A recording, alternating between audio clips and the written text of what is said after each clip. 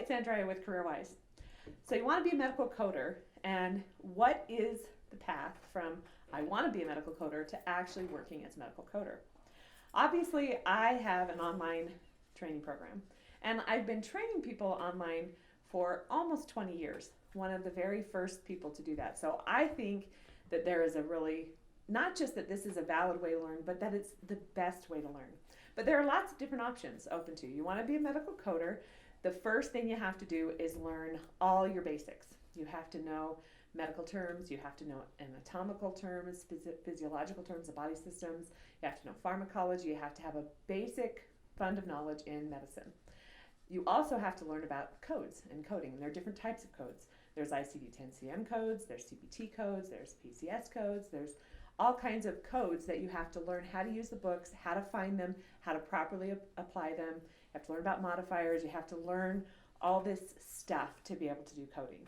So medical coding, you've got your basic fund of knowledge for medicine, you've got your basic fund of knowledge for coding, and then what I think is the most important piece is the actual practical application of doing the coding.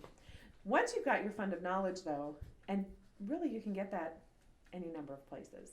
We sometimes have people engage with us and say, oh, you can just do that at your local community college. True. You can get your basic fund of knowledge stuff from your local community college. There are lots and lots and lots of them around the world and around the country that do medical coding training.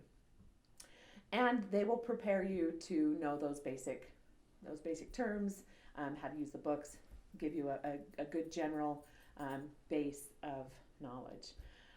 They might not be so fun though, and they may take a long time. So medical coding done at a community college can be anywhere from a 6-month or a year program to a 4-year program or a 2-year program. And that takes more time than you need to take in order to be a medical coder.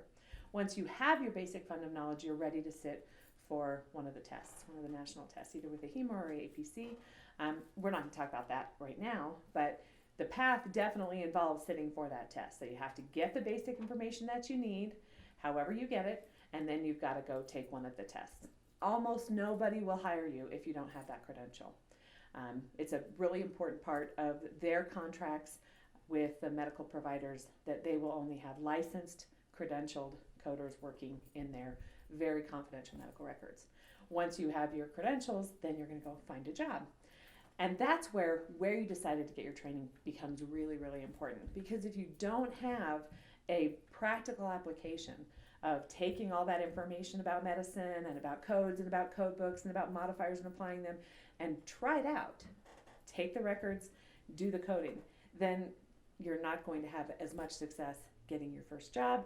And even more important than that, because there really are a lot of jobs available, you're not going to keep the job that you get.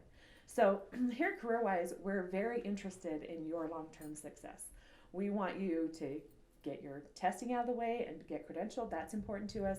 But ultimately, we want to get you in a job where you can have success for a very long time working as a medical coder. And the key to that is to get practical experience. Of course, we want you to have fun along the way, and that's one of the things that sets us apart. But the really, really important part is getting experience. And our ChartWise Practicum allows you to do that.